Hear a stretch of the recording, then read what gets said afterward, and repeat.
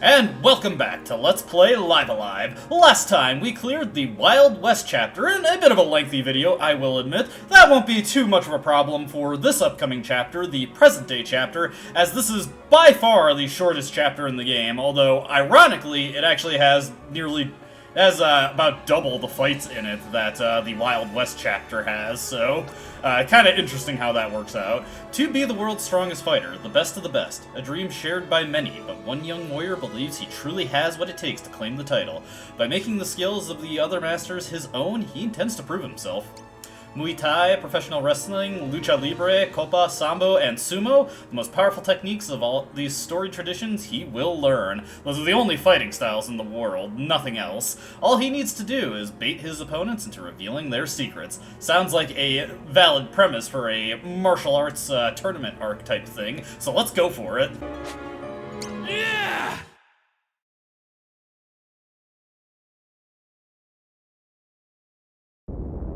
No matter who they are, every fighter's got the same dream. To be the best of the best.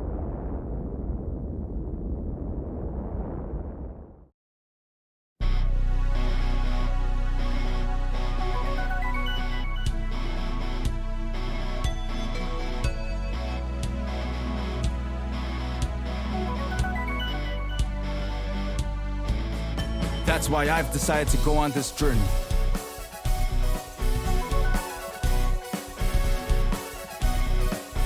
To put my skills to the test.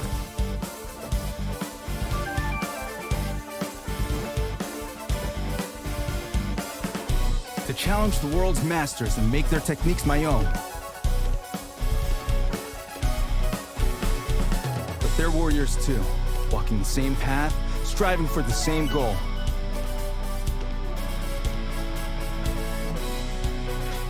Heirs to traditions and keepers of knowledge.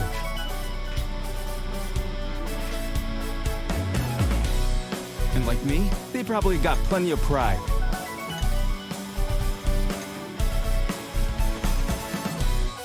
They'll not give up their secrets without a fight.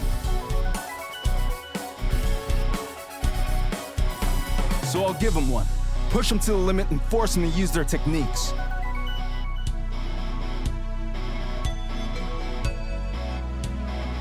When they do, I'll be ready. I'll see everything.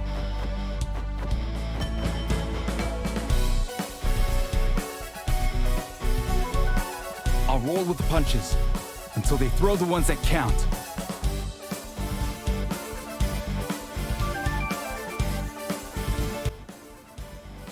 We have our protagonist for the modern day chapter. Remember, this is the modern day chapter. It is happening right now. Right as you're watching this video, this is happening. Anyways, this is Masaru Takahara. Let's go.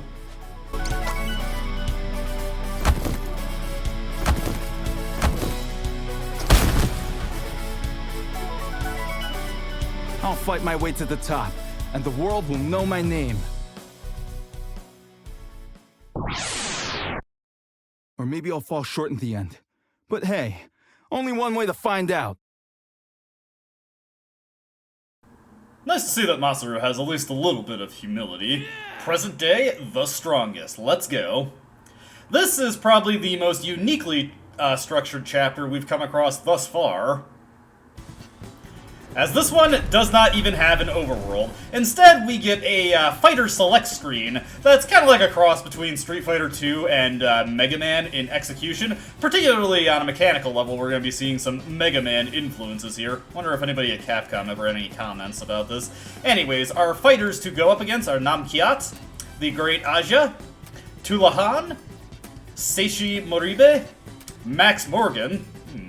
Looks kind of familiar to me. Whatever. And Jackie Ike. I'm sorry. If anybody can give me the phonetics for that, I will gladly accept those so I can correct my pronunciation in the future. But that's neither here nor there. You have no specific order to fight these people in. You can fight them in any sequence that you desire. However, near universally, it is agreed that Tulahan is the best one to start with. A Tovarish of great superpower, This Special Forces operator trained relentlessly in the art of assassination and hand-to-hand combat. He can render even the most powerful opponents helpless by striking their joints and other weak points with deadly precision. As you can see, he has two special techniques, the arm lock and the cross heel hold. Every fighter has two techniques that if you get hit by them, Masaru will add them to his own arsenal of moves.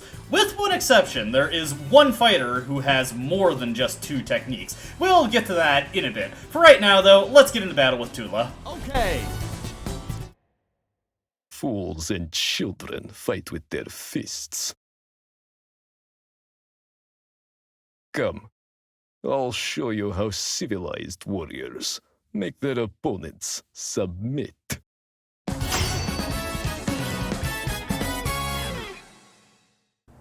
It's delightfully Russian of you, Tulahan. I love the battle arenas for this chapter. Anyways, this is just explaining luring techniques. I literally just described that, so that's one that I'm gonna pass over. Anyways, as you can see, Masaru has a pretty generous amount of hit points, but I can see why he wants to learn new moves, because his current arsenal is a bit lacking. We have Gale Strike, which is just a basic punch that can hit at the diagonals. We've got Rolling Wheel Kick, which can hit all around him. And Focus is a charge ability that allows him to heal himself and clear every status ailment and get some buffs in the process. Before you go in to actually fight any of these guys, it is a good idea to focus up, get some buffs going, and then step up to try and take them on. But without further ado, now, one thing to note about the fighters is that they have a variety of generic moves they can use that do not actually teach you anything. It has to be the special techniques that they can use that you will learn. As you can see, Tula's abilities work on a counter basis, so he can hit us with a cross heel hold in retaliation to a kick. And we actually got pretty lucky there, because we did not have to suffer the leg bind, so we can back up, focus. He'll probably hit me with a low kick or something, but that's okay. Next, we want to hit him with a punch to make sure that he hits us with an arm lock. Here, we're hitting him with a cross heel hold, which is a pretty handy thing to do, since if we bind his legs, that means he won't be able to use his low kick anymore. More chances to get hit with his other special move. Yes, there we go, arm lock. Wasn't sure what the specific range you needed to be in for him to use that on you, so I just wanted to move a little bit in case we need to be diagonals or something. At this point now, we can actually just back off, keep focusing, and nice. Every time he hits us with a low kick, we can cross heel hold him in retaliation. Let's back off, focus, and then we'll just elect to hit him with our strongest moves. Probably the best thing to hit him with is the rolling kick, since you don't have to worry about moving out of the way, really. Your focus healing will do more than enough to keep up with what he can do to you. As you can see, Rolling Wheel Kick can also adjust his positioning, which is handy for interrupting the enemy charge attacks. Yeah, just spin him around. Let's do...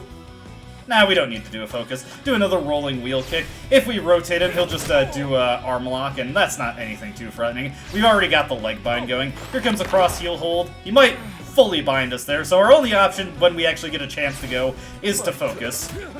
Oof, that was a pretty hefty punch. Better focus up, get our HP back up, as well as give ourselves a defense buff to work with.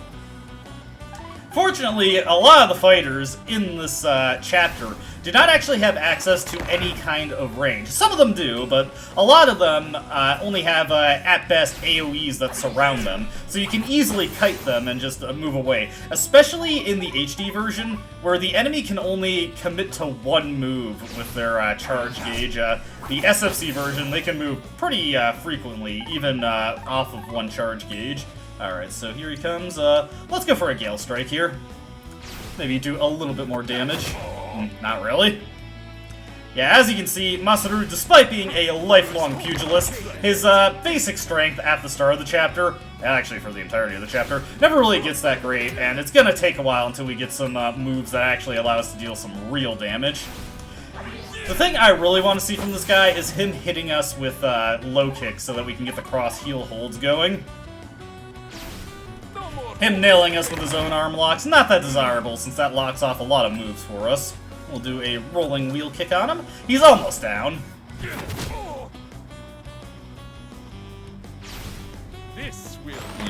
so there goes our legs. Or at least, in theory, there goes our legs. I take no shortcuts. Damn it. Okay, so we are bound again. Once again, focus. Yeah, the first couple bouts you get into aren't going to be terribly interesting. Once you start getting access to more powerful moves, these will go by a bit quicker, but no matter what you do, the first fight you get into, always going to be kind of slow.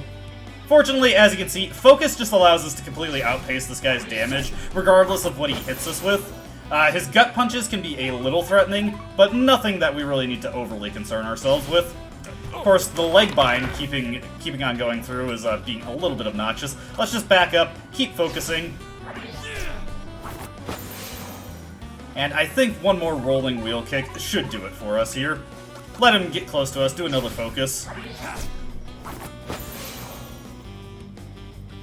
Alright, buddy, close on in. Okay, and this should finish him off. Easy. My techniques were not enough.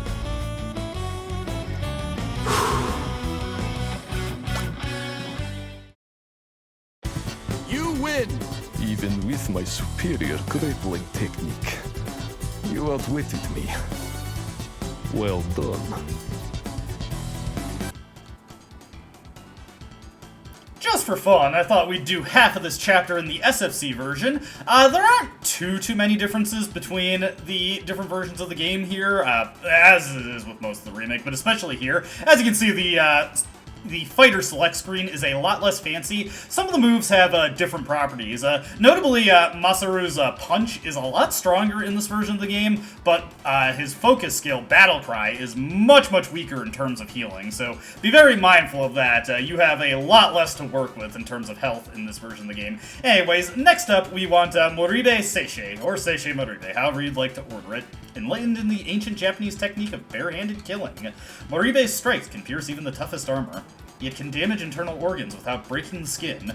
Skills, Abisegere and Suda. These are Fleetfoot and, well actually no, Celestial Palm and Fleetfoot, I believe in that order, in the HD version. If you wish to truly become the strongest, I hope you have studied well of the art of war. So, for this fight, one of the annoying things about learning skills in this chapter is that you have no way of knowing what the correct range to be at for the enemies to use their skills are, because some of them do attack at the range. For Fleetfoot, though, we want to be one space away from Moribe. The problem is that he has another skill at the exact same range, more or less, that he can also use to hit you, so we just have to basically wait until he randomly uses it. So, yeah, he'll just keep hitting us with sumo slaps. We'll just Battle Cry off the damage. As you can see, it's half as effective in terms of healing compared to the focus skill. So, that's something to be very mindful of. One thing to note about Moribe, though, is that he has very low HP. Which is actually... Oh, okay, no, Fleetfoot is Abisegere, okay. As you can see, very damaging attack, but now it's ours. What we want to do next is just get, like, a little diagonal to him, and we want to be directly adjacent to him. He'll use Trip Up every now and again, which, oof, that's actually, try not to get yourself killed via cross heel holds, Moribe. But what we want him to use now is Celestial Palm, or Suda. This skill is fantastic. It hits your opponent with massive debuffs, stage 3 debuffs in the HD version, meaning that can heavily cripple enemies in terms of their offense and their defense. One thing to be mindful of with doing this fight after Tullahan is that, particularly in the HD version, Moribe is extremely vulnerable to Tullahan's grapple types moves, as those are his weakness. 2 of them can kill him altogether, so that's something you gotta be very mindful of. We'll start hitting him with his own skills. As you can see, he's very evasive, but he does have pretty low HP to counteract it. Hopefully this cross heel hold connects. Now, so let's try hitting him with Fleetfoot as well. If this connects, it'll flip him around. Jeez. It's actually getting kind of irritating to try and hit this guy. Let's just go for cross heel holds outright, see if we can't dislabel, or not disable his evasion, but greatly lower it. As long as he keeps hitting us with trip-ups, there we go. Couldn't get that to go through properly. So I'm gonna back up a little bit and use another Battle Cry. It's a good idea to try and go for an assault on him after using a Battle Cry, as the increased accuracy gives you much better odds that your attack is actually going to go through. Okay, let's just go for a Blazing Fist here. Man, this guy's remarkably resilient to various types of attacks. We'll just have to keep trying around until we find one that works decently well on him. Let's go for a arm lock here. Fortunately, that did actually connect, and it didn't really do too much. This guy is a lot easier in the HD version. First off, he's not nearly as evasive, and second off, your attacks, when they do connect, deal way more damage to him. He's very much a glass cannon. But yeah, we just have to keep going. It's kind of like, honestly, this is like the Mammoth King from the prehistory chapter. This is just a fight where we have to keep trying until eventually our stuff goes through. Abise Giri is a very potent move when it connects, and it rotates him, so it forces him to actually have to move a little bit. There you go, though. He only has around like 120 or 130 HP, so it's not too difficult to take him down. How old is your technique, I wonder? Boy, did it take me a while to get Moribe to actually play ball and use both his moves on me in this version. Next up, we've got the Great Aja. There's also a little Easter egg in this match, so I'm going to try and pull it off. Great Aja. This famed Japanese wrestler mastered the moves of the legendary luchador heel El Rudo. While his skills are impressive, his willingness to bend the rules and maim his opponents has led to some to call him the Angel of Death. Okay. Or I suppose the Ángel de la Muerte. Well, if it isn't the mother himself! Want to learn a trick or two? Alright? I'll teach you how it feels to get your ass beat by the best! I'll say, he does lean into the heel status pretty well. That mask does not look comfortable to wear. Anyways, there is a little Easter egg you can get, Ready to throw down? if you, get Great Aja to use a specific move on you when he's facing the audience. This match sucks! And so do you! Oh yeah? Suck on this! Leave my dad alone!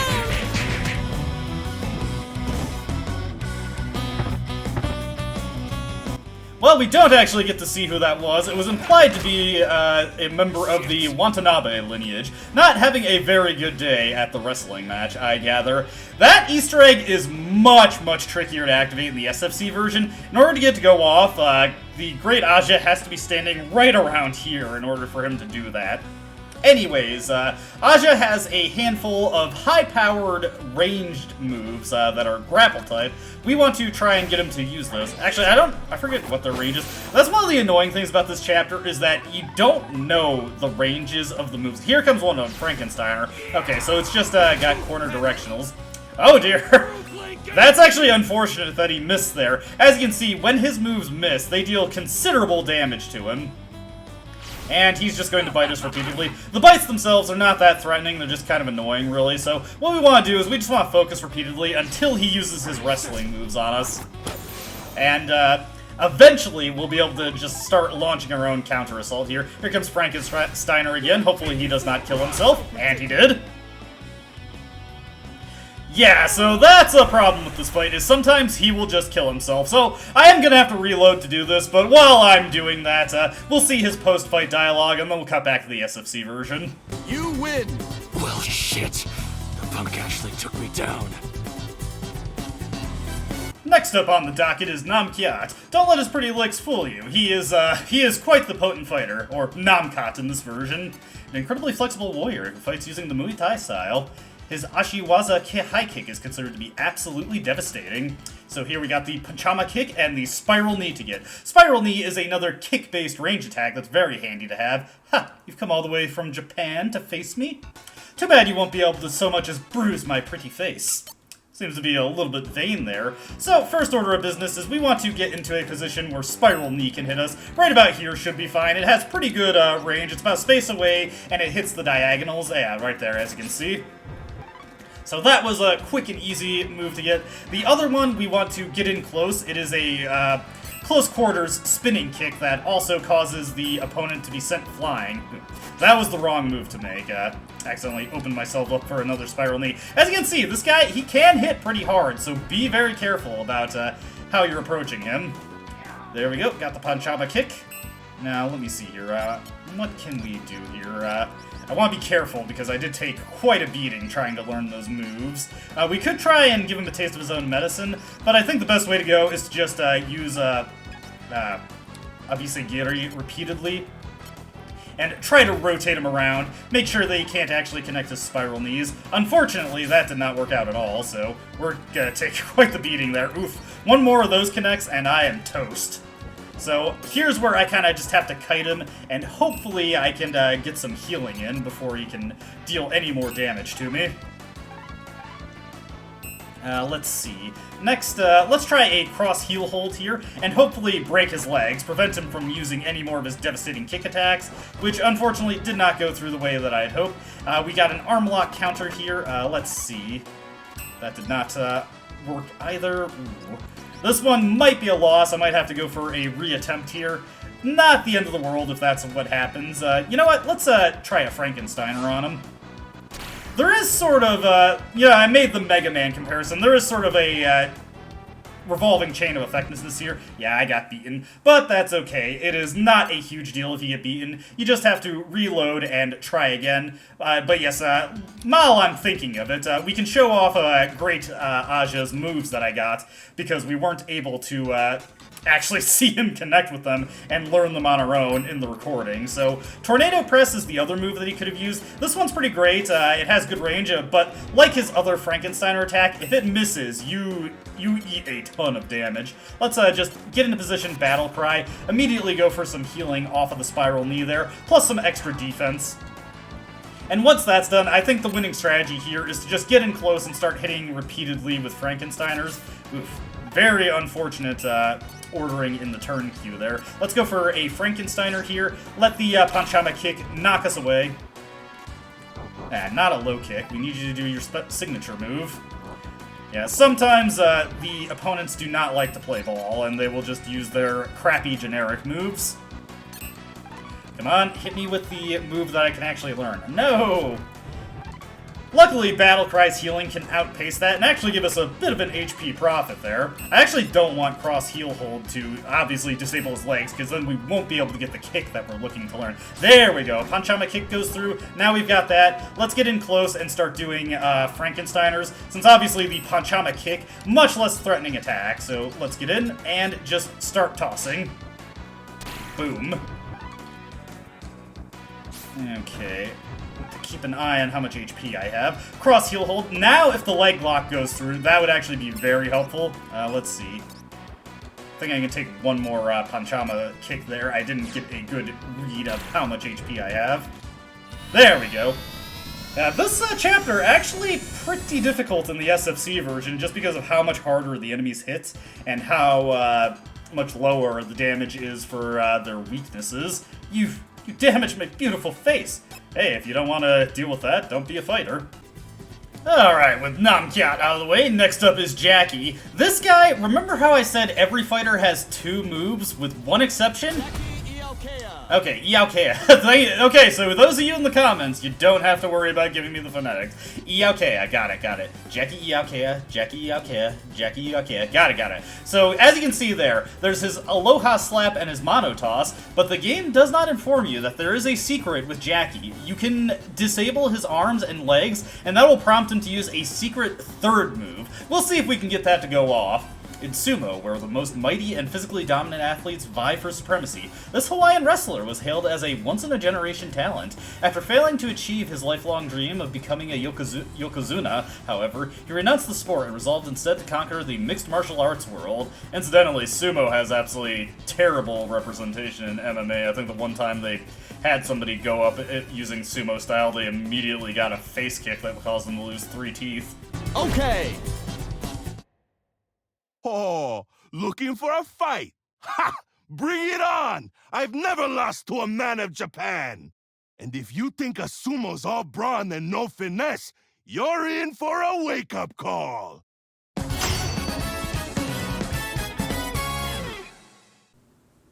Alright, so let's get this underway. So, what do you got for me, Jackie? Come on, give me some slaps here. Okay, let's have some fun! And here he does his, E-Honda-esque multi-hand slaps.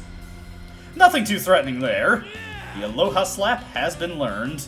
Now, I forget what the range is for his other move. Luckily, I've pulled up a guide where I can see how we can or I can get a better idea of how we can get hit by these. So I'll just read that while I let this guy move around, see if he can do anything specific to us. Let's see here. Come on, Jackie. Okay, there's the Mano Toss. That takes care of that phase of the fight. Now we need to actually disable his arms and legs. So we're going to run up and we're going to start hitting him with arm lock and cross heel hold. And hopefully we'll be able to get those binds to go through. It's a little bit tricky though. He's decently resistant to it. Not exactly going to plan quite yet. Ooh, jeez. Oh, that one's some serious damage there. We're going to have to back off and focus real quick. And probably gonna need to do a couple of those, honestly. This guy hitting pretty hard, actually. Granted, he does definitely have the mass and the general physique of somebody who looks like they can hit quite heartily. Here comes another Aloha Slap. Not overly concerned about these, since it's not an overly powerful move. Hopefully we can get a counter arm lock off of that, and no, we couldn't. You'd feel like the Aloha Slap would trigger an arm lock. What'd you just do? Okay, oh, here he comes. Okay, we want to focus real quick. Because when he's using that charge, that means he's about to launch his special attack. World Breaker's Wrath. We're gonna get it now. As you can see, pretty serious move. But it is one that we can learn, and that is actually Masaru's ultimate move. Normally, once he gets to the point where he can actually level up, he can learn that move at level 16. So now we have that at our disposal already. Not that it's going to matter too much for quite a while, but we can try firing it off in some of these matches here. Why not give it a chance here?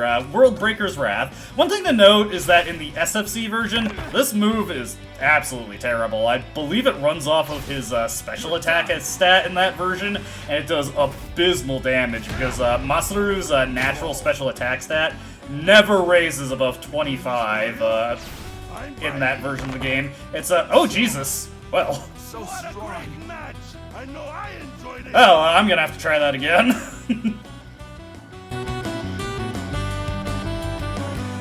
You lose. Thanks for the match. Don't beat yourself up too much. You never had a chance against a real Yokozuna. Alright, so I was a little overeager in trying to hit him with a counter World Breaker's Wrath. It really is just smarter to hit him with stuff like Fleet Foot and Spiral Knee. I better get out of the... Oh, crap. I was gonna say I'd better get out of the range of his C's. We'll instead use a Fleet Foot to just flip him around, and we did enough damage to take him out anyway. There we go. And I have officially gotten all moves available to me so far, including the secret World Breaker's Wrath. Just 2 more to grab from the final fighter. Win. Oh boy, that stings. But you got me. Put on a little weight, and you might have a shot at making Yokozuna.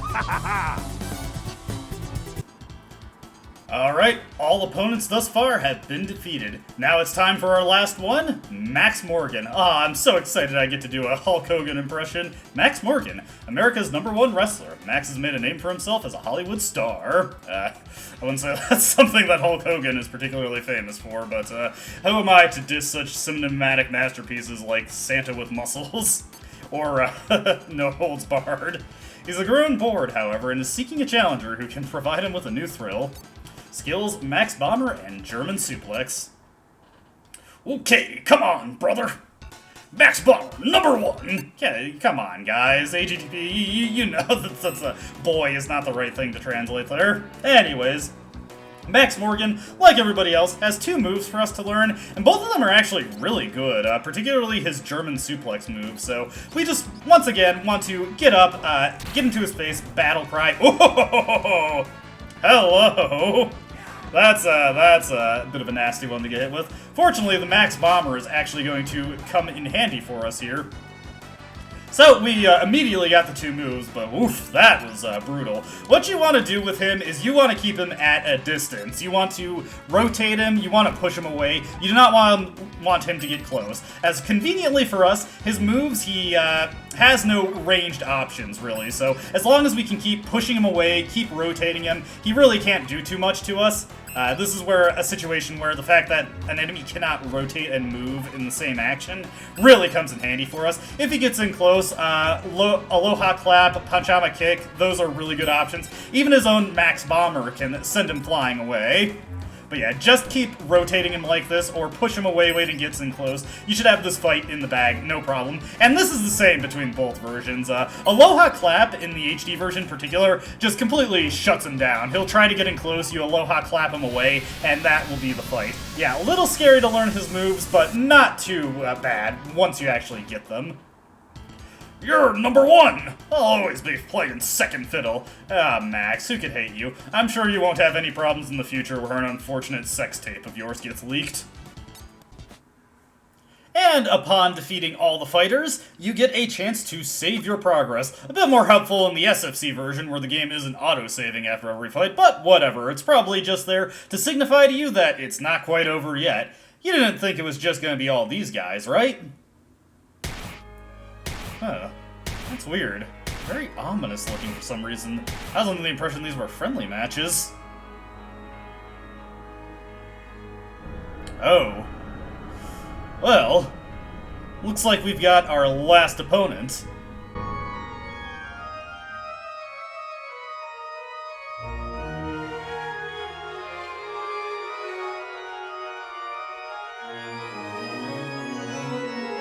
Mercy will be your undoing.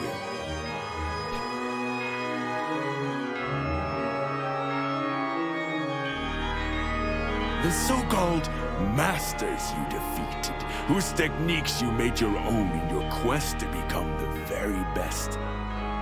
You left them alive, and so others were free to follow in your wake. I, on the other hand, ensured my victories were complete. Without exception. Namkiat, the naive brat. That gaudy luchador, the great Aya. Simple-minded Han. Jackie, still dreaming of a squandered youth. Max, who was never more than a mere showman. And of course, that doddering fraud Moribe. Each lay dead at my feet when I was finished. For true triumph is found only in death. In the extinguishing of a life and its legacy. You glory in nothing. And who am I, you ask? I am that which you yearn to become, the greatest warrior. Odie O'Bright!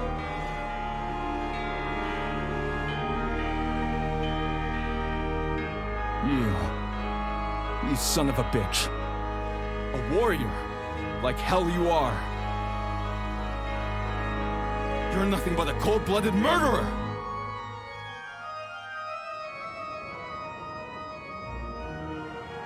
With Namkiat's speed, the great Aja's acrobatics, Han's guile, Jackie's strength, Max's determination, Moribe's wisdom, and with my own righteous fury, I will end you! So yeah, we've got our final encounter here. Odie O'Bright. Something about that name sounds familiar. Anyways, Odie O'Bright is basically the Sagat of this story. In fact, I believe in the Japanese version, he's actually voiced by Sagat's original voice actor, which I think is pretty funny. Let's just take a look at what he's got here. No weaknesses, no resistances either, so you are free to just run roughshod on him with your strongest moves. But generally, you just want to push him away with moves that'll do that for you. I think the Look Panhama Kick is a pretty good option for that.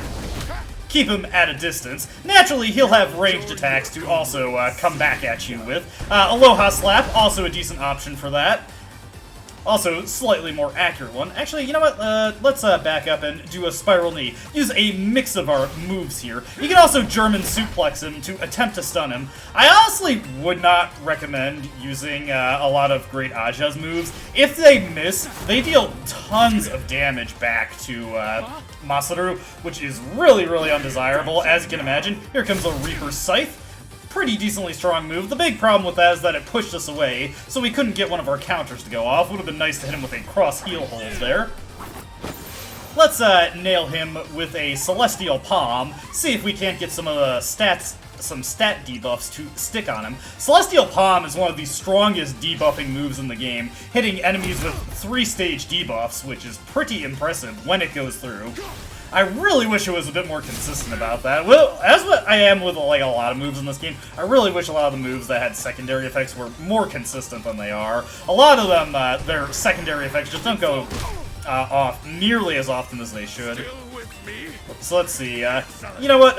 Hit him with. I wanted to hit him with Max Bomber there, just because that would be a fun move to hit him with. Oh dear. Definitely want to focus off that damage. We don't want to let too much damage tack on, because he has more that he can do than just Reaper's Scythe, so be mindful of that. He'll come in now. Oh, here comes a Bone Breaker. Wonder if we can hit him with a counter to that. Doesn't look like it, but let's go for a Max Bomber. Where is the Max Bomber? There it is. Do a nice Lariat here. All around, can hit multiple targets, and it's another pushing move. Got quite a lot of those in Masaru's arsenal, which is pretty nice. Let's see. What's another fun move to try and hit him with? Let's hit him with a Fleet Foot to try and rotate him around. There we go. That's a handy way to break any charge attacks that he has.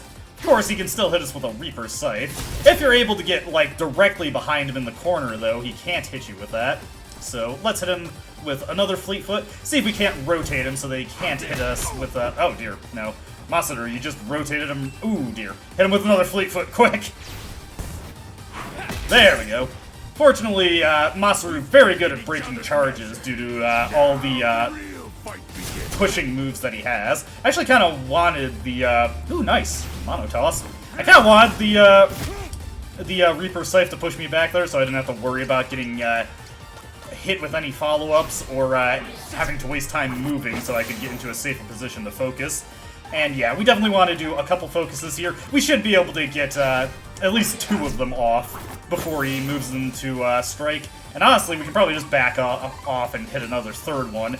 Get full health here. Alright, so he's going to get his opportunity to strike us, and I've got my back to him, which is a bit undesirable, but we should be fine. As long as he doesn't nail us with his charge attack, I'm not overly concerned about the kind of damage he's going to be dealing with us, since we've got a accuracy buff. Let's go for a Tornado Press here. If this misses, I'm not going to go for another one. Okay, there we go.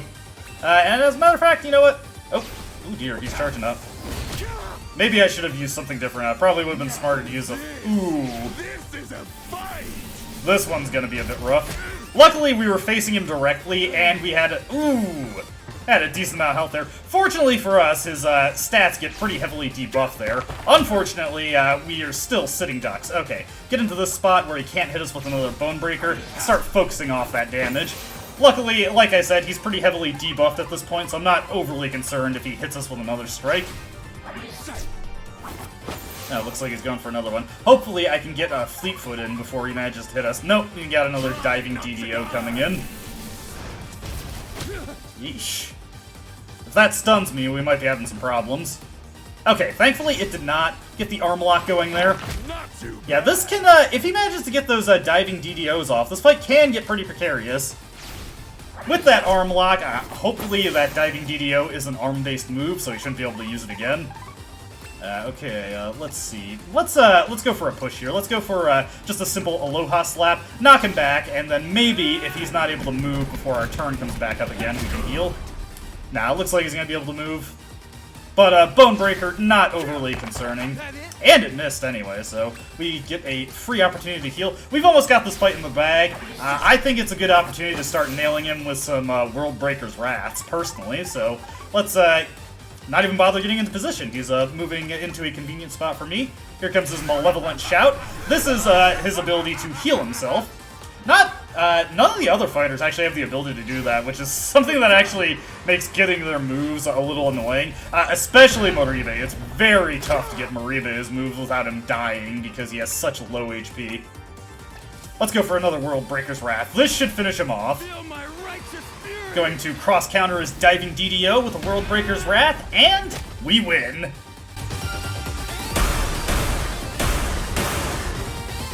But I am the strongest and most powerful.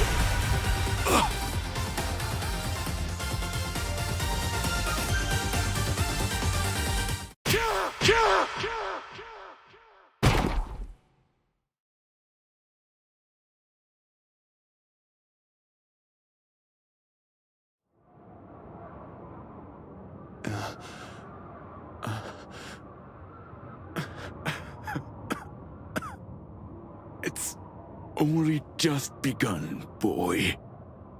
This ambition of yours. One after another, without end. Others will come to take your head and your crown. You stand in judgment with bloodied hands, and will again, as well you should. It is your nature. How long until the next?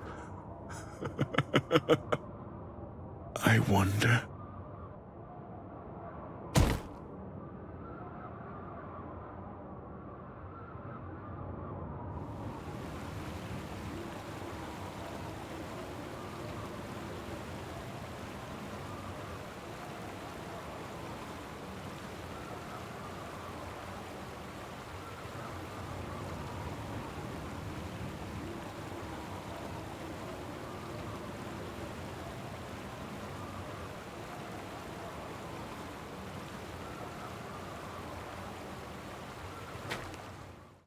It's you, isn't it? The greatest warrior. Which means that when I've beaten you, I'll be the best of the best.